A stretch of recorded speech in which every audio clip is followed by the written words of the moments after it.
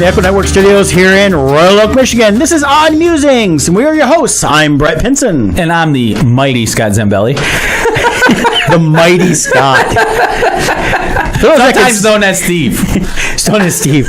I have a delivery yesterday, and I think she always meant to put sweet, but it says Steve won. Steve won. Yeah. There's a running joke at my real estate office, Keller Williams Lakeside, where one of our coworkers there, she can never get my name right. She always calls me Steve. And what's funny is she knows my name is Scott, but she's messed it up so many times that now she overthinks it. So now she's at the point where in her head she's like, oh, it's Scott. Oh, wait a minute. I always get his name wrong. So I'm thinking Scott, I'm going to say Steve. So then she'll say Steve, and then she gets it wrong. So sometimes I'm Steve. I used to be known as Jason. I had a neighbor who always called me Jason. She was an elderly neighbor, and for like 4 years I would correct her. Yeah. I was still Jason. So finally it just got to the point where I just answered to Jason. I used to say people they get my name wrong still to this day, but I was Brett, Brent, Brian, Brad, and Fred. All at once. Yeah, they go through all these names. That's why I had because I remember a girl I did in college when I met her aunt. She goes, "I thought your name was Fred." I was like, "No." And I can understand Brent. You know, people hear Brett, they want to drop an N in there. Even Brad, no. I could understand Brad, but Fred, Fred. I was like, okay. You only share like 2 letters in the name, the R and the E. Barely that, yes. So, but yeah, so it's funny how people get your names. I'm bad about that sometimes too about names, and it doesn't bother me a bit. Like those that get offended, I kind of laugh and I go, look, I'm at least acknowledging you. My thing is this, especially with Facebook, I am so bad with names now because a lot of times with Facebook, the name pops up and you see it, but you so casually look at it now. You look more at the profile picture than you do the name. Right. So there can be somebody who I talk to on a regular basis on Facebook, and then when I see them in person, I suddenly realize, oh my God, I haven't actually paid attention to their name in like years, so I don't remember the name. Yeah. It's so like, I don't mind when people forget my name because then I don't feel guilty forgetting theirs. Yeah. Well, Forney here, he's like talking about Josh Benders, who passed away 5 years ago, and he's like, he always called you Brent, and he always knew he was wrong after he said it. I was like, and it's one of those things, I never took offense. It's like I had a guy when I was involved in Amway a little more, and he, for a while, he kept calling me Chris. I corrected him a couple times, and he just wasn't catching on. He came up to me finally after like 6 months. He goes, "You're not Chris." He goes, "I know Chris looks just like you." I said, "Well, I do have that average white boy face." So, so he laughed, but he got it right after that. But it was just hilarious. And the funny, I told him, I said, "Well, it's funny. I was almost a Christopher, but my grandma Mid couldn't say Chris, so I became Brett." Oh, which the other option was Rebel. I could have been Rebel. It was 71. Your mom wasn't really a hippie, but it was a different time, different era. There you have it. And then our good friend Kevin Meinert.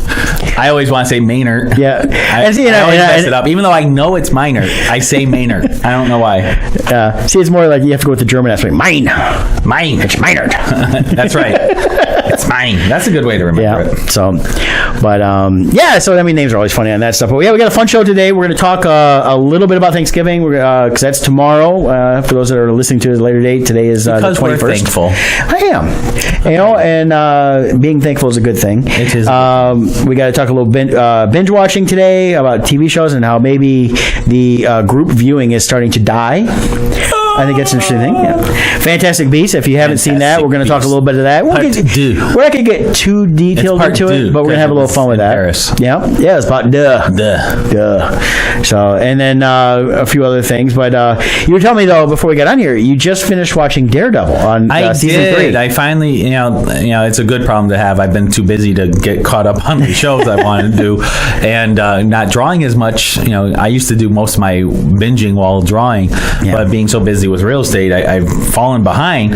But I finally finished Daredevil season 3, and I fully concur with your previous assessment of it that it was a very satisfying. It was a great conclusion. Yeah, and if they never do any more, it wraps up nicely. It wraps up nicely, but it doesn't end it to the point that they can never come back. I'm really hoping, because I think I agree with your theory that Netflix. I think Marvel's pulling it away from them slowly because they're going to have their streaming service. But but I really hope Marvel, if they do pull it away from Netflix, comes to some agreement to use the Netflix creations of Daredevil, Punisher. I would like to see them brought over into the cinematic side through they announced the Winter Soldier and Falcon series. Daredevil would mix in perfectly with those guys. He'd be great to see him pop up as Matt Murdock in a couple episodes of the shows, and then even in the movies. Well, even if they wanted to make him as a full character, he'd be a great replacement. We have Steve Rogers going out. Well, basically, Daredevil is the Batman of the Marvel universe. Right. He's without all the money. He's a poor lawyer. Well, he stays in Hell's Kitchen, part of New York, stuff like that. So it's not like he's going around the world. Gordon Ramsay's following him everywhere. This chicken is crap. Yeah. So, but it's definitely we need Gordon Ramsay here, and I mean he's got the Hell's Kitchen TV show. Yeah, but it's definitely I think a great thing to have in there, and he could pop in through the different movies. The way you cook this chicken, it's like you're blind. I mean, it'd be perfect to tie him into Spider-Man. I'd love to see. Oh, that'd be good. Vincent D'Onofrio. We were talking earlier this morning. Is talking about he wants to be Lex Luthor in the DC universe. I want to see him be Kingpin in the movies. Yes, and tie it into a Spider-Man, because Kingpin did quite a bit in Spider-Man. He was a major villain in the Spider-Man series. So tie him in there, and then you can bring in Matt Murdock with Daredevil. Even if it was only D'Onofrio as Kingpin, that by itself links that whole side of the universe into it, and he was phenomenal in season 3 of Daredevil. You really felt he was Kingpin here. He truly, the first season was the development of him becoming Kingpin, right, and learning his origin backstory. The second season, they pushed him back and said, okay, we're going to deal with all this other stuff first, which was great, because then when they brought him back out, the first episode, and you see him pop in there, I was just, it's like you just love this guy. You love the way he's playing this character, and it's not that you're necessarily rooting for the Kingpin to win, but you're rooting for this guy in some ways, because he's just such a solid, and you can kind of see how things are going, and you can see him truly manipulating the world as Kingpin does. And it's not just because of the writing, like, this happens because they wrote it that way. He truly enveloped the character. But that's D'Onofrio. D'Onofrio is just a solid actor all around. He did amazing. So I was so pleased with Daredevil season 3, and definitely highly recommend it. We won't get into spoilers or anything, but I'll tell you, very satisfying. Everybody that's in it, I think it's one of the greatest cast ensembles in the Marvel stuff going on right now, and I really hate to see it go away, but I hope they can bring it back into other stuff. With the streaming service coming on, maybe they'll mention one ported over there or something. And we also know on the other side of the Marvel universe and TV, you got Agents of S.H.I.E.L.D. They are filming right now for their upcoming season. Yeah, they got renewed for season 7, so this is 6 and then 7 next year. So they're already tying that in, I think, into what's going on better. Now that they're kind of bringing everything together again. Well, now that they've fully been on their own, I think they've been doing a good job of developing their characters and coming up with ways of not being so dependent on the movies, because that's really the problem they had from the start. Was when they were tied to the movies, all the lead up and build up they did, the payoff wasn't in the show, it was in Winter Soldier, right? So it's like the big bang for it, the bang for your buck happened on the theater screen, not in the show. I see that when they did tie into Thor, and then, Dark World and all that, right? So. And then you had season 3 of Agents of S.H.I.E.L.D. That's when the fallout happened between the movie and the TV side, and the movie side is like, we're not helping you anymore, we're not sharing information. So now all of a sudden they were just blind, and they're trying to figure out, okay, what direction are we going to go? So season 3 and 4 was kind of them finding their footing again. That's where they kind of lost me, but I did watch a little bit of again, it's tough to binge watch series and keep up with sometimes. The second half of season 4 was great. That's when they got the LDM models involved, and then season 5 they did the time jump, which I thought was a brilliant move, because they were able to avoid what was happening in the whole Infinity Wars. Right. It was a whole excuse to go there, and it explained why they weren't involved in what was going on, and they were able to do a completely unique storyline that wasn't tied to anything. So I found that season enjoyable, and I'm looking forward to this current season that's coming up. I've got to get back on Netflix and watch it before it disappears. Of course, if it gets ported over to the Disney one, I'll have that when it launches too, because there's just too many good shows going to be on there. There's so many good shows. There really are, which ties into our topic later on. So, but also you mentioned you're watching a new show on Netflix called Norseman that I haven't seen yet. Yeah, I just started that. So if you're a fan of the series Vikings on the History Channel, which, you have Ragnar Lothbrok, which isn't in the current seasons. Spoiler alert if you don't know. Unfortunately, I've fallen fallen away from Vikings a little bit just because the series follows a real historical character, and while there's a lot of fiction in this and a lot of retelling of history for convenience, in real life the character dies, so they hit the point where they had to kill off the character, but he was one of the most popular characters, so now you're following his sons, and I'm like, do I care about the sons? I don't know. And I know my brother told me the other day he's real excited for the new season. He likes it. Well, the trailer for this upcoming season, I'm like, okay, maybe I'm getting excited for it again, so I might tune back in. Last season I just watched a little bit. I've not really watched it, so I've got to check that one out too. Again, it's so much good TV out there, right? But with Norseman, it kind of takes that genre, but it adds a comedic element. I wonder, I watched the trailer while we were having breakfast this morning, and I'm wondering if this could be more categorized as the Orville to like Star Trek. Yeah, you know what? That's a great example for the comedy, because the Orville takes itself seriously too. Yeah. At the same, it's not meant to be a satirical piece. It's science fiction, but with a funny side to it. Yeah. And that's kind of what this is. It's the Viking genre, but it has a lot of funny parts to it. And they make fun of some of the different concepts, but at the same time, they didn't go cheap on the costume. The costume. No, the trailer looks. In fact, I'm watching it thinking the production quality is up there with the Vikings. It really is. They did a great job. I wonder if they're using the same sets just in the off time. Can we? Like, hey, you look like you're. Hey, did your feed quit? No, it's still going. Mine kicked me out for some reason. Messing your phone, That's okay. It's still going. There's like 30 seconds delay there, so we're good there. And then in other news, John Cryer was announced to be Lex Luthor for the CW series shows. I'm not watching those shows. I know. I fell away. I like John Cryer though. I've been a fan of his for years. He's a good comedic actor, and then seeing him pop on like NCIS last couple years as a doctor every once in a while, he could really play drama good. Yeah, and still have an element of humor in there that's not the slapstick stupid humor he had with the 2.5 Men. Yeah, I think his biggest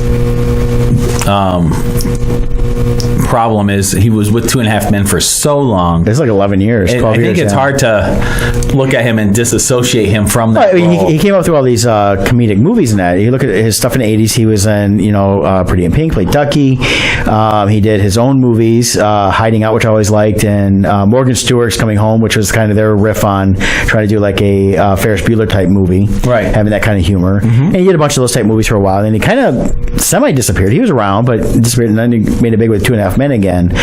And I think he's a great actor, and I'd love to see more of him on things like this. And if he's going to be like Luthor, I'd be interested to see his take on it, because I could see it being a lot different than we've seen in previous incarnations. So this could end up being kind of like Walter White. Bryan Cranston was thought of as a very specific role, right? When he the dad from Malcolm and Mill, and when he became Walter White, no one would have imagined him as that kind of a character prior. Yeah, I didn't think either way of that when that show came out. I just didn't watch it because again, when you have too much good TV to watch, that was one of the shows I just haven't got into it. A lot of people, but when I ended up watching on Netflix towards the end of the run, that's where their popularity came. Right, season 4 is when people started. Somewhere around end of season 3 or whatever is when it hit Netflix, and people started binging it, and that's where it really caught fire. And a lot of people got caught up just in time for the start of season 4, and that's where it really just skyrocketed. Right, it was the advent of Netflix and the binging of the series, and ability to catch up like that. Yeah, right, because on demand is so limited on the amount of episodes they have. Right, so and things like Hulu were just really getting started, and then when Netflix started doing that, that's how I caught up. And watching that, Bryan Cranston, he's such a brilliant actor, and it's funny, a lot of people look at him as like an overnight success when Malcolm Mill hit, but he'd already been a working actor for over 20 years. Oh yeah, he was a great character actor. You can find old came into commercials he did a long time ago and stuff. It's funny. But speaking of Breaking Bad, they also announced that there is a Breaking Bad, a movie. Yeah, they're doing a movie. It's going to follow Jesse Pinkman. Okay. I was wondering about that. I saw the announcement. I didn't realize what the story is going to be. Yeah, they confirmed that Bryan Cranston will not be in it. So, okay. Well, they kind of alluded at the end of Breaking Bad that he dies from his cancer. I don't think so. I don't think he died. The way they ended it was purposely to leave it open-ended. Right. Because he was shot, and you see him fall, but he falls just as the police are getting there. So theoretically, they could say they resuscitated because they were arriving just as they could have saved him. So they could have saved him. They left it open to bring it back later on. But yeah, I'd like to see that because Pinkman takes off, and now what's the adventures of Jesse Pinkman? But do we care? I don't know. I don't know. I don't know if I care about Jesse. And so, everybody really I love him as a side character. Yeah, but he was a main character. I mean, he was the reason that Cranston's character gets into Walter White gets into all the stuff, and then becomes the kingpin of that. What's interesting is how they trade places throughout the series. It starts off as Walter White's the straight-laced guy and the do-gooder. Jesse Pinkman's the druggie, and then over time, Jesse Pinkman started becoming good as Walt became more and more dark. It forced Jesse to the light, and he became a better person. And as Walt fell deeper and deeper into. Well, as his life was as Walter was destroying his life by killing his girlfriend, doing different things, and so like that. It did. He kind of woke up. Was like, it was fine when I was just a low-level meth dealer. What was he, like Captain Crunch or something like that? Oh yeah, that's right, Captain Crunch. I forgot about that. And and he can change. So it'd be kind of interesting to see what happens to him afterwards, if that's where this takes place, or are they going to deal with some aspect? I mean, they got to go later because he actually looks older. He's not stayed young looking. He doesn't look old, but he's got the age on him. So they couldn't do a previous thing like they did with Odenkirk. Right. Odenkirk was just 5 years before, and everybody looked the same. So for Better Call Saul. Oh, who did you say? Odenkirk. That's the actor name. Yeah. I didn't know that was his name. Like, I thought you were invoking Odin. I invoke the name of Odin to come down on us here. I'm like, and because we talk Norsemen. Yeah. Like, why are you talking about Odin? Other thing coming up, looking forward to it comes out tomorrow on Netflix, so midnight, probably 3 a.m. for East Coast time, is the Kurt Russell The Christmas Chronicles, where he plays Santa Claus. This totally looks like good. Jack Burton becomes Santa Claus, and I'm super excited about it. I'm really liking the production value based upon the trailer for it. It comes out tomorrow on Netflix. Well, I mean, Kurt Russell is still an A-level actor. Doesn't do a lot of movies, but when he does, he picks and chooses so much because he doesn't have to worry about having to take any role.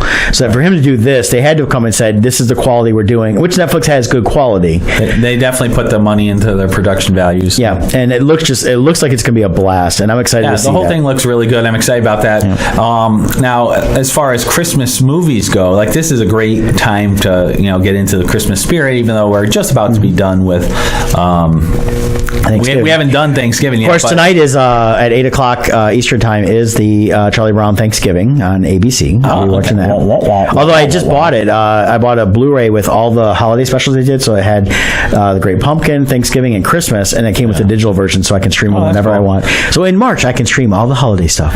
So for me, I have a feeling this Netflix Santa, just based on the trailers, we'll see how it pans out, but I think this is one of those ones that might become regular viewing at this time of year for me. Some others are I always have to see Elf. I love Elf. Yeah. Oh, I'm seeing that December 16th in Toledo on stage. The play. Yeah. I've seen it once before. I loved it. Okay. The musical play, it was great. So I'm looking forward to seeing that again. But yeah, I love watching the movie. And as much as I'm not a big Will Ferrell fan, I have nothing really against him. Yeah. A lot of his movies just feel the same. A lot of his movies, I like him in small dosages. Yes. He tends to annoy me for 2 hours long. Yeah. I liked him in The Other Guys, though. I did like that. But Elf, I really enjoy him in. And I like the Step Brothers. I've never even seen it. See, that was one that I was surprised I liked. It'll annoy me. It probably will. It's one that I just thought, but of course it's because it gave me a whole point of talking about Superman versus Batman as superhero Step Brothers. So, but I definitely have to check that out. And the other movie I have to see all the time is The Santa Claus with Tim Allen. Oh yeah, I watch all three of those. I watch all the first one. The other two are okay, but there's a dark theory of The Santa Claus which I fully subscribe to.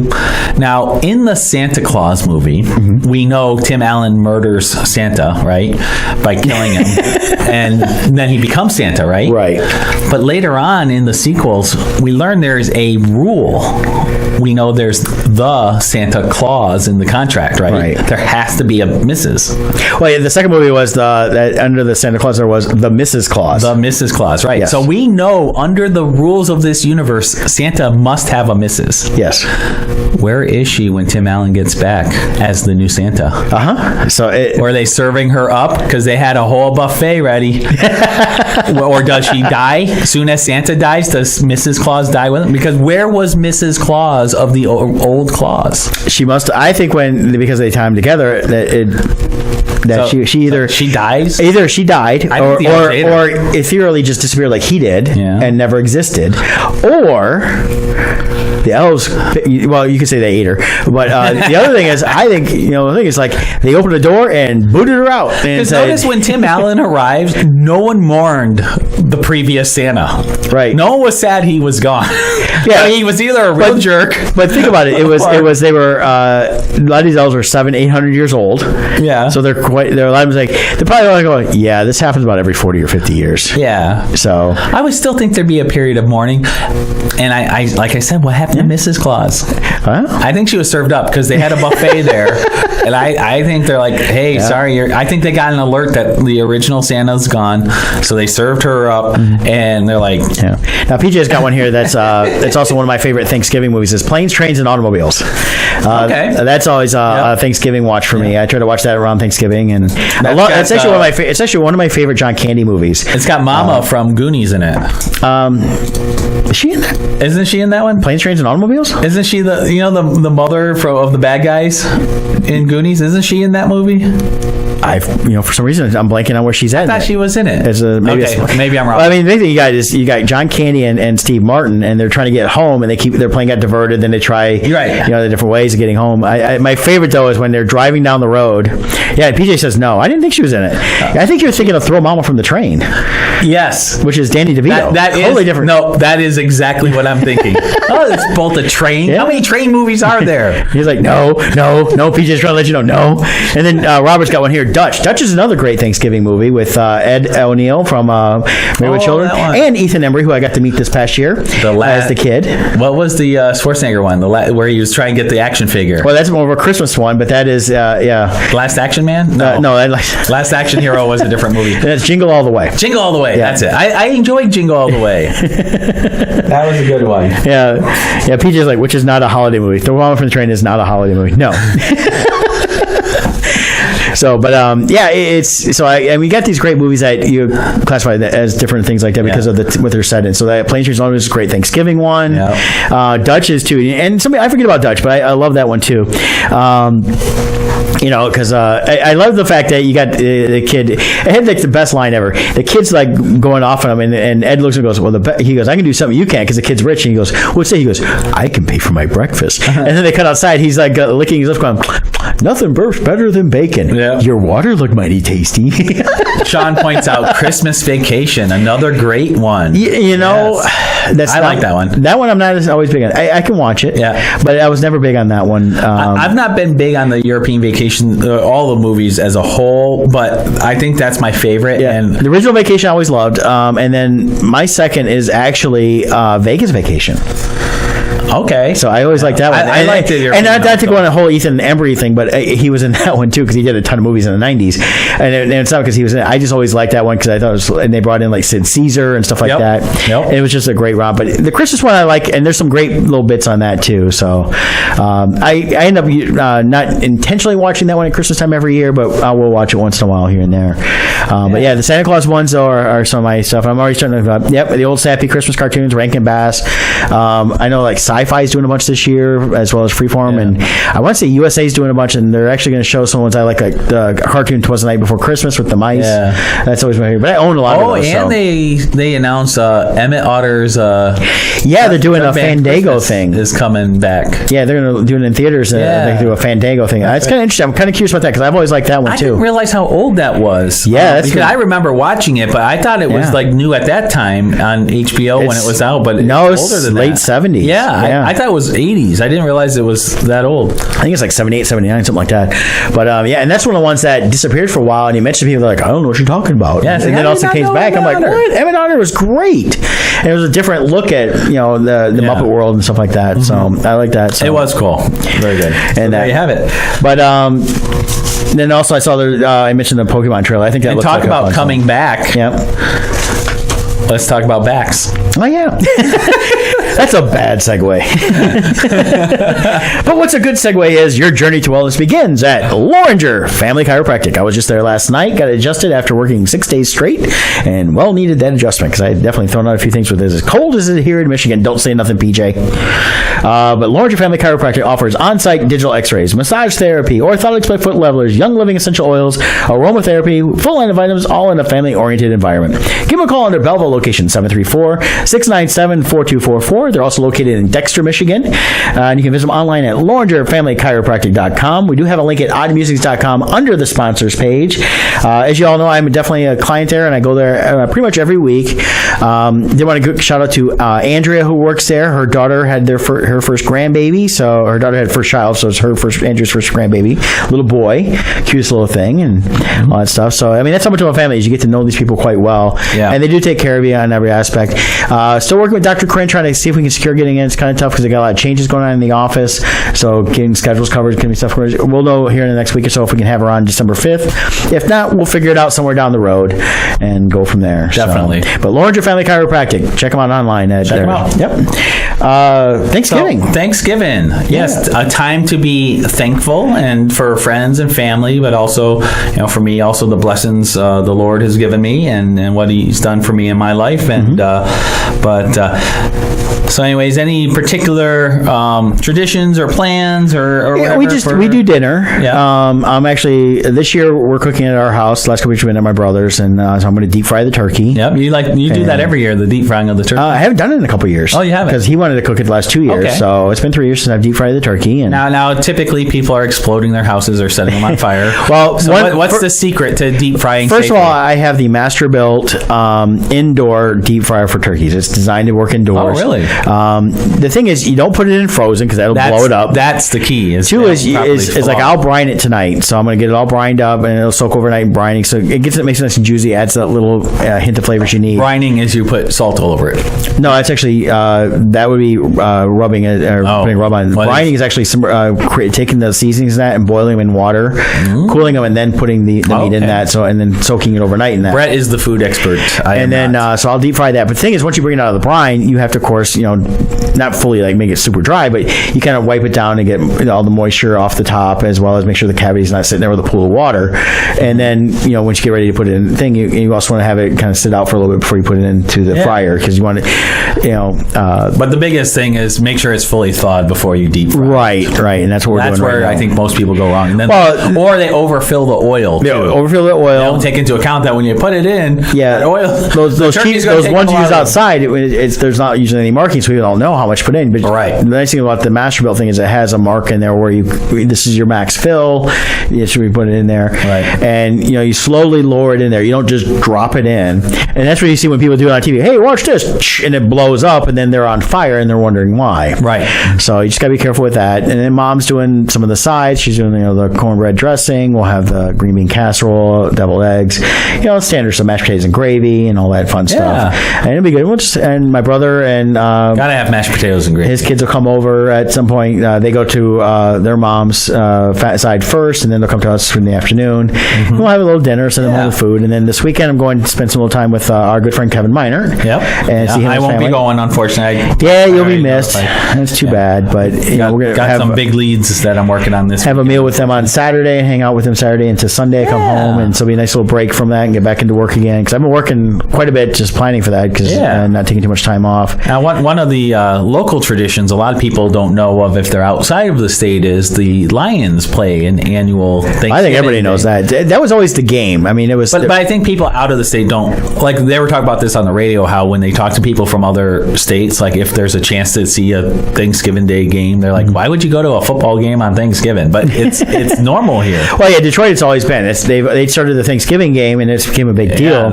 And then the NFL finally caught on just several years ago, really, when they started adding more games. It was actually, my understanding is that William Clay Ford is actually the creator of the Thanksgiving Day game. Yes. He has some kind of I think, Dominic, you might be able to fill in on this. I believe he actually owns like the rights to it or something. The NFL tried to buy it off him. He's like, no. Yeah, he actually owns the rights to having the game on Thanksgiving. And in Detroit. Right. Because I know they've tried for a long time to get him to switch it up. Like, well, let other teams have it. He's like, no. Well, there are now multiple teams. Well, there's games afterwards now, but Detroit's al's always the first game. There's 3 games. There's 3 games. Yeah. But I think he gets a cut of though. I think the Ford family gets a cut or something by allowing them to do it. There's something like that. I know they try to get them to let other teams do it at that time. He's like, no, this has always been the Detroit tradition. And just because now the NFL realized there's money involved, and that's what it is. Yeah. There was money when there was no money before. Now, for me, I'm not a huge sports person, but I do enjoy I'm not even a big Detroit Lions fan. I don't feel like that. Why? That's like whipping myself every year. But I do enjoy having the game on in the background. Yeah. And while being with family and having the turkey and all that, having it on and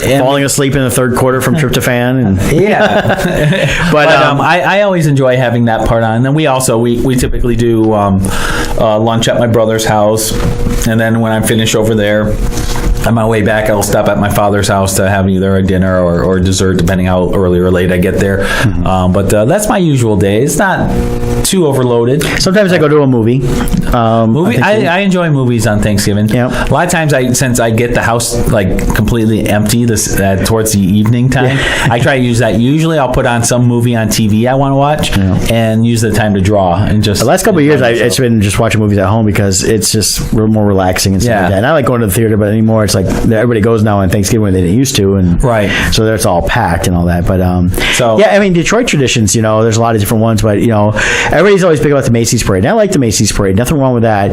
But we have the America's Thanksgiving Parade. It is the oldest parade on Thanksgiving. Yeah. And I've always liked watching the Detroit Parade and having the local coverage. They do an hour national, but we get the full 3 hours here. And Detroit does a really good parade. We have the parade company, Art Van, who owns the Art Van furniture stuff. He came and saved the parade several years ago. And we have the giant heads that they and the largest collection of paper mache heads. And they're like really old too. Yeah, some go way back 50, 60 years. And but they saved the parade, and then now it's gotten big to the point they have the Hobnobble Gobble for charity every year before the week before the parade. Ford is now a big time sponsor. They just signed up for 3 years. I saw that last week. And so it's a lot of good things coming out of Detroit for that. And it's right down Woodward. And so if you get a chance to watch that, it's a great way to showcase the better side of Detroit that doesn't get shown nationwide. Detroit's got a lot of cool things going on, so definitely check that out. And then, of course, I know you were going to do it, but it's going to be too cold, the turkey trot. I am going to wuss out. And I don't think it's a wuss out. I have no shame in it. This morning was really cold. And tomorrow it's 20 degrees colder. 20 degrees colder, plus by the water. It was like at least 5 degrees off of that. It was like 30. It's 32 this morning. And it's going to be like 10 tomorrow. So it's going to be like -4. I signed up for the race just to do it for fun. This isn't meant to be an endurance. Like, can I brave the elements? I'm not interested. So I'm going to stay inside. You should still do it and go dressed like Randy from A Christmas Story. Now, if somehow the weather drastically changes, it's not going to. I'll go. But otherwise, Michigan decided January needed to start now. For me, a 6-mile run. I signed up for the 10K. That's 6.2 miles. Yeah, that's a normal run for me. So it's not like I'm like pushing myself to. No, I'm gonna be comfortable. It's Thanksgiving Day, so I'm gonna back out unless the weatherman is extremely wrong. I don't blame you. I would. If it's 30 degrees or up, I'll gladly do it. But when you're getting down to 10 originally degrees, it was going to be, but now they're talking really cold tomorrow. Yeah, I think that's supposed to be Friday now. I think it shifted a day. A couple days, yeah. But another thing I want to point out, being Thanksgiving, we always say how thankful we are. So I just wanted to say I'm thankful for you, Brett. No, well, thank you. Being part of my life on this show, and I brought a little something for you. You're kidding. No, this is a surprise. This is a surprise. This is for you. I did not expect anything. Thank you. Oh, you got me a Newt Scamander. Yes, a Newt Scamander Funko Pops. That is awesome, man. It's an exclusive. It's a Michaels exclusive. So, I don't know. And he's got the Paris postcard. That's right. That is really cool. Man, thank you. You're welcome. Thank you, man. I thought I'd surprise you with that. That's a big surprise. I did not expect that. And look, it even came in a universal bag. I somehow had laying around the house. So that is awesome. You can have that to put. Okay. Yeah, there you go. I'll add it to my collection of universal bags. Yeah. So there's a little. I know you really enjoyed Fantastic. I'm going to be Jay Brandt. I need there you my go. Emotional support pop. Yeah. There you go. And see, we got all the different. This is how I knew it was a Thestral. Yeah. In the movie. Yeah. They did have a Thestral. Yeah, pulling the thing that's cool. And they even got the Pickett, the little guy, green guy, the Chupacabra, which you see a quick on that. The Had to Go as we see that too. Those were pretty cool. I wish they had him because he looks pretty cool as a Funko Pop. Grindewald himself. Yeah, that's pretty cool. And Dumbledore. I liked it. They got baby Nifflers. Those are cool. Baby Nifflers were fun in that. So actually, awesome. How about we use this as a good transition point into Fantastic Beasts 2, and then I'll talk about Teen Titans after. Yeah, we can do Let's that. do that. So we both saw Fantastic Beasts 2. I did. I really liked it. Scott had to digest it. Yeah, I don't get me wrong. No, From the start, I really liked it a lot. Yeah. I really did. My review of it is I really enjoyed it. If you're a Harry Potter Wizarding World fan, it is a must-see movie. Yeah, as you all know, I'm a big Harry Potter fan, so I went in though understanding just like the first one that this is not Harry Potter; it's just setting in the Wizarding world. So my analysis of this is it's kind of the Age of Ultron of the Harry Potter world in that it's a necessary movie in getting the pieces of the puzzle in place for the rest of the story. So there was a lot of elements and pieces to the story that were moving around just to get people in place. But I still thoroughly enjoyed it. I thoroughly recommend it. Oh yeah, definitely. I think that's one thing I'm reading online is there's, even though a lot of criticism, a lot of people are saying, well, it's still a good movie to see. Oh yeah. It's just not as good. They're trying to compare it too much to the previous one as well as the Harry Potter movies. Yeah. And you can kind of do that, but at the same time you can't. It felt a little rushed to me with the amount of story in it. It felt like to me it needed one more hour just to let the story flow a little. And it was already over 2 hours long. So. It already was. Right. So I know you can only make it so long. Yeah. I almost wish they had a novelization of this, not the screenplay they're doing. Right. I would like a full novelization because I just have a feeling. I felt like there were pieces of the story that got pushed past that could have been fleshed out, but it would have been a 3 or 4 hour movie. And unless it's Lord of the Rings, we don't do that. Well, and that's what it is what I was telling Scott is my take on it is when they did the first one, she wrote it as kind of a standalone film, but left it so they could continue on if they wanted to, if they were going to give them more movies. Reaction, but they gave during the filming of the first one, they looking and go, okay, this is really good. We're getting good feedback. The initial reaction was very high, so they said they gave her a 5-picture deal after doing the initial one. So they announced 4 more movies after that. She had to go for the second one to write and had to really set up everything that needs to be set up to carry on through these last 3 movies. Everything's in place now to really unfold the story. But they also did a great job, I thought, of establishing Grindelwald as a real, true threat. Yes. As they managed to make him a truly evil person without a lot of real grandeur. They subtle things like how he took over a certain place to make into his new headquarters. Right. And you really see him as merciless. Yeah, and the thing is he's vicious beyond all doubt. Yeah, they fleshed but him at the out same very time, well. though, he tells me, "Oh no, we're not like that." Right. You know, he's letting people know we're not like that, but they are. Yeah, they really. I thought they did a phenomenal job of fleshing him out, and it.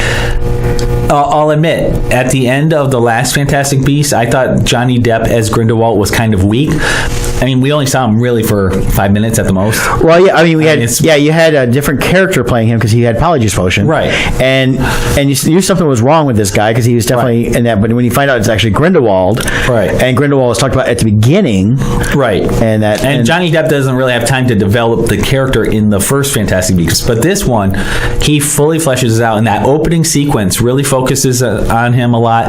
And in my opinion, was my favorite part of the movie. Yes. Was that opening sequence. I really loved how they did that, and it really established Grindelwald as a badass. Well, yeah, he is. It really did. He's no joke. I mean, he's actually in a lot of ways probably more powerful than Voldemort. Well, let's be honest. Voldemort couldn't conquer a school.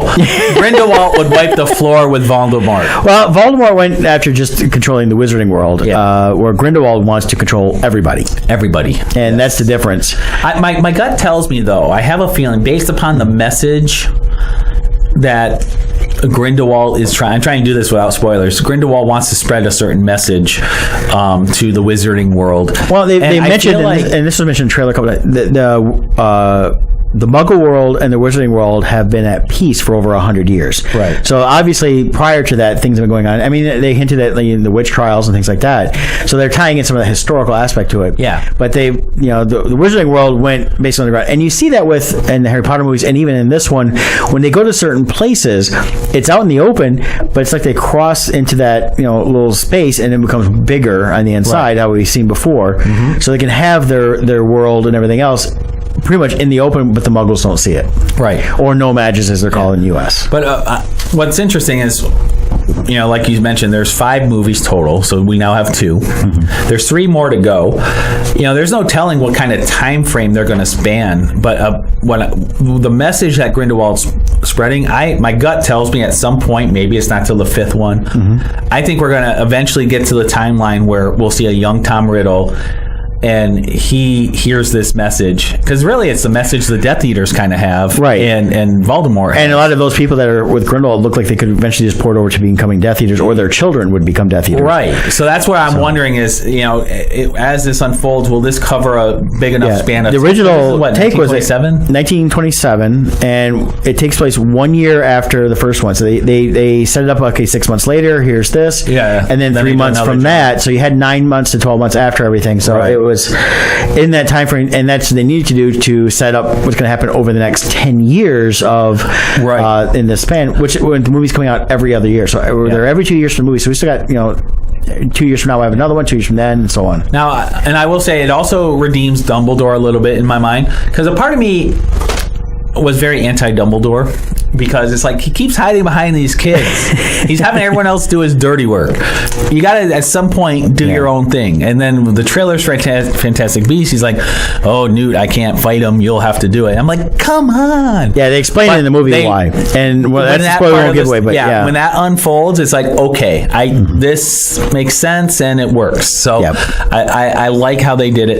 But I really do want, I want to see Dumbledore full out Dumbledore. Well, I think the ultimate thing is we do know from Harry Potter lore that Grindelwald and Dumbledore do have it out, and we do know. I think we can reveal it. I think it's in the. We know what wand Grindelwald has. Well, I mean, they've never said it, but if you look closely, you recognize it as Dumbledore's wand from the movies, which is the Elder Wand that Harry broke at the end of... They do show it pretty well in that opening sequence. Oh, yeah, you see it. You see it clearly. So they wanted to make sure, if you're a Harry Potter fan, they wanted to make sure you knew he had the Elder Wand. Right, which is the key. And if you look at the poster, they had at the movie theater, the poster of it, they have the Deathly Hallows as part of that thing there. So. Which begs the question, since they do have the Elder Wand, which is part of the Deathly Hallows, will we get the... Well, we actually see in this film, and this is not, because this was in the trailer too. Oh, this Flamel. Flamel's in that, and we see the Philosopher's Stone. I said Flamel. Yeah. That's from Animaniacs, the song Miss Flamel. Yeah, Nicholas Flamel. And but we see it, and we know that it's available. So 2 of the Deathly Hallows we're seen insofar in the Fantastic Beasts. I guess theoretically we could have seen the invisible cloak. We could have. Just didn't know it because it was invisible. Yeah. So so that's definitely a way to for it to go. Refresh my memory. In the original Harry Potter movies, yes. Who gave Harry the cloak? What was it when he was looking? Dumbledore gave it to Harry when he was in the room looking at the mirror. No, he got it as a Christmas present. From who? Dumbledore. It came to him that way. Okay, I couldn't remember. And what it was is it was his dad's. His dad ended up with it at some point, and his dad had Dumbledore take it to secure it, because of course they probably knew what it was back then. And then Harry gets it, and of course he gives it to Harry because Dumbledore knows that's the story Dumbledore gave. Right? Maybe Dumbledore killed Harry's dad and blamed it on Voldemort. There we go. I think that's what we're gonna find. Sure. And then he's gonna be Obi-Wan and say, "Well, it was true from a certain point of view." Well, Dumbledore actually does say kind of that a couple times, but no, we know it was. Dumbledore does like to play with the truth a little bit. Yes. Also, there was a scene where they met. When they were going to leave the country, and it was on a high cliff top. Is that a cliff that was in we see Dumbledore at in the original movies, Harry Potter, or was that scene? I don't think so. Okay, no. I couldn't remember if when him and Harry were going around to get some of the Horcruxes. One of the things we see, and again, so not really spoilers, so we know he goes to Paris, and that we got to see the French magic, Wizarding World a little bit, and go into their Ministry of Magic and stuff like that. So it's interesting to see the different places, and then because it's Fantastic Beasts, we're seeing a lot of different beasts, which is really cool. We saw like a Chinese dragon type beast that was really cool, and another creature we get to meet and learn is Nagini. Yes, and that was of course talked about way before it came out. We see that Nagini was an animagic, I believe, or something. Animorph, basically, could naturally turn into an animal, and based on the lore, at some point in her life, she can shift back and forth from human to snake, but at some point in her life, she will no longer be the snake part takes over. Right. So that's the origin foundation that we're learning as of now, at least. We'll see what happens in the next 3 movies. Yeah, because she seems to be someone that's going to carry on, and it's interesting how that, and that's where all this is going to eventually tie into Voldemort, Tom Riddle, and I think and make it. That's going to be the tie into the Harry Potter stuff. Yeah. But the interesting thing is we still got, when this ends and it's the start of when Tom Riddle would be at Hogwarts, they still got another almost 50 years to cover if she wanted to continue on with different stories and following different groups of people that still all tie in together. So a lot of cool stuff on that. I really liked it. I highly recommend it. Definitely go see it. It made me excited for the next 3, which is I think was what it's supposed to do. I think it laid the foundation for where I think they built a strong foundation that wherever they go moving forward, they can tell a really great story. And they also, I think they added some good emotional backstory that will move forward in the story between certain characters. Yes, and we're learning more about Newt himself. I love everybody from the first film comes back. So. The actor who plays Newt does such a phenomenal job of being Newt that you don't even feel like it's acting. No, he plays such an insecure character so well. If you see him, he played Stephen Hawking, right? And so he's kind of got a little bit of that aspect to it. So he's got that brilliant mind going, right? But also it's a little bit of the. I still say he needs to be some future doctor on Doctor Who. He would be he's a perfect match. I think he's too far into as a movie guy. He's an Oscar winner, so or an Oscar nominated. Did he win? Because the rumors are saying the current Doctor is done after. Yeah, that's the other thing. That's an interesting rumor. I saw that too, and it's like, okay, this is are they doing one more season and she's done, or is this season done? And the showrunner's going. Yeah. So then there's a lot of turmoil behind the scenes. I'm wondering if that had something to do with the fact that they didn't do a Christmas special this year. I think so. Now, to be fair to the current cast and showrunner, you tend to hear that a lot, that it's working behind the scenes on Doctor Who is miserable. Yeah. I don't know if it's how BBC runs it. I don't know what it is. It's got to be a BBC thing more than anything. I think so. But anyways, on that note, go see Fantastic Beasts 2. Yeah, The Crimes of Grindelwald. That's right. Fantastic Beasts, The Crimes of Grindelwald. So that'd be interesting to see that. And I bought the book of the screenplay, so I'm going to be reading that too. And if you go into his bathroom, it's the grime of Grindelwald. He's like, I hate this grime. As he cleans the toilet. Yeah, so definitely I'm excited about that. And so I want to give a shout out to my Team Titans here. Yeah, you guys have a lot of cool things going on. We have so much going on, which is awesome, because this time of year, a lot of times things slow down for people. We're actually picking up. We're getting busier than ever. Just had a closing this last week. Also sold one of our listings, and we're lining up 2 closings for next week. It's a lot of things are going on good, but I just want to put a spotlight really quick on the services we provide to those people who list with us. We call it the Concierge Service Package. Ooh, yeah, it's like a nice touch. And when you're looking to list your house, you can get somebody who's just going to put a sign in your yard and wait for someone else to sell it. You can do that. However, we go beyond that. We look at actually marketing your home. And where we come in is, my background is beyond just selling homes. I've worked in the advertising industry. I've done commercial art for various large companies. So I understand marketing and how to reach people. And that's what we do here. And also with Jill, her background in staging homes and interior design, we know how to set up the interior of your home. We maximize it with photos and other tools that we have to really market your home. And using what we call the Concierge Service Package, we are able to really put your house in a position to maximize the number of people who see your home. And the more people that see your home, the better the chance of getting multiple offers. And the more offers equals more money. Well, Mom just said on NBC they are now saying is the time to buy. It really is. We're at a nice point here where with interest rates and current prices, everything's good. Now, no one knows the future, but according to all the insider magazines and everything, it's looking like the interest rates are going to be going up. Yeah. So when you're looking to buy, you obviously want to get a lower interest rate. And we've even seen it go up quite a bit just in the last month. Yeah. So every half of a percentage point up is more money you're paying per month for that house. So it's definitely a good time. But if you're thinking about buying or selling a home, give us a call. If you're looking to sell a home, I'd love to go through in detail our concierge service plan and how how it can help you. A recent deal we just did, just to give you an example, just because of the positioning we had and we were able to get it, we were able to raise the price a couple thousand, actually $3,000 on this particular deal I'm talking about. They got $3,000 more just because of us being able to position it where we had multiple offers to go against each other and get the price to go up higher and higher. Yeah. And at that price range that we were in, $3,000 was actually a nice amount of money for that type of house. So, and the sellers are thrilled with what they ended up with. So yeah, that's great. So we have a plan. And if you're talking to any realtor, whether it's us or anyone else, ask them what their marketing plan is. We actually do the open houses ourselves.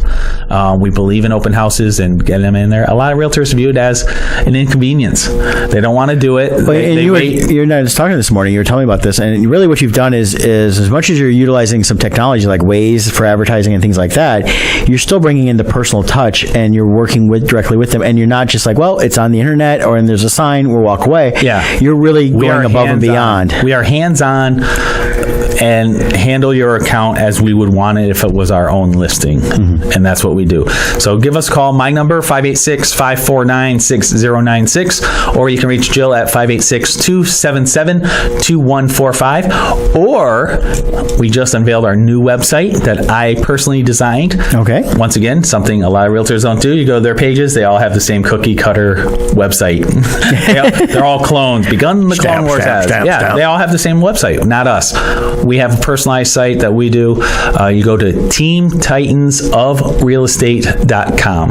Nice. And that gives you all the links to our social media, our phone numbers. You can message us. Do we have a link on Odd Musings for that? We will soon. Yes, under our sponsors page. Yep, I've been bad at my updating. So thankfully last week I put a lot of time into it, getting everything back up to date. So end of this next week I will have everything fully updated. Awesome. I promise. Now we're kind of getting low on time, so we were talking about binge watching. Binge watching. Now, and this is probably a pretty quick topic in some ways, not because we're binge watching it, but it's kind of was brought up to me yesterday. It's like Game of Thrones coming out, and is this going to be the last series where people are going to watch it as it airs and kind of en masse, even if it's not in the same room, and then talk about it afterwards really quick online? Because they're not seeing that anymore. Walking Dead, we don't see it as much. Yeah, well, that's because the quality went down. But, right. But Walking Dead and Game of Thrones, part of what made those shows so fun is bless you, they were fun, good shows. Right. But B, part of that energy was the fact that thousands of others at the same time were watching, and we would have this multimedia thing where there were special chat rooms and other things where people would be watching at the same time and commenting live in the stream while it happened, and that added a whole nother level of energy to the show. And that's something I haven't seen in a while. So for a while here, for several years, we were seeing people say, I'm going to be live tweeting the show. Right. And we're not even hearing that anymore. I don't think they're doing that anymore. Yeah, I don't hear it like I used to, at least. And same with on social media and all that. So anyways, my point being, and even with Netflix, they would come out with series and people would binge it that first week and everyone would be online. There would be this buzz. Yeah. But now there is so much good content coming out on Hulu, Netflix, Amazon Prime, and whatever else is out there. There's so much good content. Plus, regular TV is picking up their game to compete. There's so much good content out there that even if you want to binge it, like Daredevil 3, Season 3, I just got done with it, even though my intention was to watch it all at once. Yeah. But there's so many series. My to-watch list is so huge in Netflix right now and on Amazon Prime. It's huge, and it's like, what one do I watch now? And it's becoming almost impossible for everybody to mass watch something at once. Right. It's tough. And, you got Game of Thrones definitely will be one people watch right away because you have to, because everybody's been talking about it. It's the final season. But even other shows, I think what's happened, though, is because of the Netflix model and binge watching, channels like HBO, Showtime, that used to have the top shows, no longer do. Game of Thrones is top when it's gone. What they're talking about doing, we got to keep Game of Thrones, they're going to do a prequel. I'm not excited about a prequel. There's too many prequel stuff out there that can lead right into the original story. Why does it always have to be a prequel? Yeah. Though? Why can't you grow the story forward instead of backwards? Or go find another, completely another series out of, that's true. Stuff like that. I know that, I believe Netflix is getting a new George R.R. Martin series. Read something real quick about that that the other week. So that's coming out. So he's got something else that's separate from the Fire and Ice books. Yeah, that's a sci-fi series that they're doing. Yeah, so but stuff like that. But it's too many. They want to do that, and I think that's because Netflix kind of pushed them out by having the fact you can binge it. But it's taken away from the en masse. I mean, no longer going to be the days of when they say everybody, 3/4 of the country sat down to watch the finale like they did with MASH. Right, things like that. That's what I'm wondering is with so many of these shows, part of what makes them such mega shows was that energy of the group watching. Yes. Of knowing the whole country's watching on. When's the last time you saw people dreading, oh no, I got to stay off of social media because someone might spoil It's been about 2 years now. Yeah, it's been about 2 years. And with Walking Dead getting bad like it was, and I'm still watching it, but even then it's still not that good. You're seeing less and less. The last time it really actually was great was Game of Thrones. But even then people are like, I have to go off now, I'll be back. But most people are going, I'm watching it now, or I'm coming home at such a time and I'll be able to watch it on demand. Right. And even HBO has been smart enough to say, okay, it's available at the same time it's airing on their streaming to watch it right then and there. So people on the West Coast were actually watching it early for their time. Right. So now here's my question. Yeah. Without that steroid-induced shot of the energy of knowing millions of others are watching this at the exact same moment as me. Yeah. Take that away. Will shows be able to hit that mega status again? I'm sure some will, but I think it'll be less frequent where there's so many streaming platforms coming out. People are going to be so segregated as to, well, I only watch Netflix shows because I can't afford the 15 different models out there now. Right. It's almost going to force it back to cable, where it's like, well, I can't afford. That's kind of what they're all becoming. They're all becoming their own channels, and what we're seeing is people are actually getting rid of cable and just going with like Netflix, Hulu, Amazon Prime. Yeah. And right there, when you look at those three, you got Amazon Prime's $100 a year, right, which is still not a bad price for what you get. And then you look at Hulu, I got it last year for $6. It's probably going to go up, so it's going to be like $12. I'm on the $13.99 Netflix, so I can have 4 screens because I share it with my sister. Right. And that, so I mean, already I'm spending, on average per month, $22 a month just for those 3 channels. And then on top of that, we got the Disney service coming out. Mm-hmm. Honestly, I'll probably, the nice thing you get, the only reason why I actually have Amazon Prime is because I get the free shipping. Yeah. Well, I have that because I like using the music and everything else. Yeah, so I'll probably keep that. Yeah. Netflix I'll probably keep, and then I'll probably do the Disney streaming service only because of what they've announced with Star Wars and Marvel. But I've got a budget. I can't have every service out there, so I'm going to have to be very. So when some hot show comes out on Amazon Prime, or Hulu, I'll probably be like, well, I just can't see it, I guess. Yeah. And choices have to be made on that, so it's always a difficult thing. So. Whereas when you have cable, it's weird, but because they're making so many things, cable almost becomes desirable again. It's like, well, maybe I need to go back to that so I can see all these different things. I don't know, but anyway, figure it out. That's just my theory. What's yours? Feel free to put it in the comments. But I have a feeling this final season of Game of Thrones may be the last true en masse watching, nationwide, everybody watching at once, looking for, you know what I mean? Yeah, because it's gonna be the one everybody's waiting for this finale and stuff like that. So there you have it. But next week, join us. We'll have another fun episode for you. We'll see how much weight Scott gained eating all his turkey tomorrow. That's right. And Dominic, one more time, what's your Kilted Avenger Netflix or Kickstarter or whatever? Indiegogo. There's 15 days left, right? Okay. Yes. I think there's like 13 days. 13 days, but do it today so you don't forget. Yes. KiltedAvenger.com for all your pro wrestling and Roddy Piper fans. Really cool rewards on there. Is the $6,000 reward still available? Yes, it's still there. I'm shocked. Get it. Yes. There's only one left. For $6,000, you can be the main bad guy in the comic book. Your face getting punched by Roddy Piper. Like this. There you go. That's it. All right. Till next time, Dominic, take us out.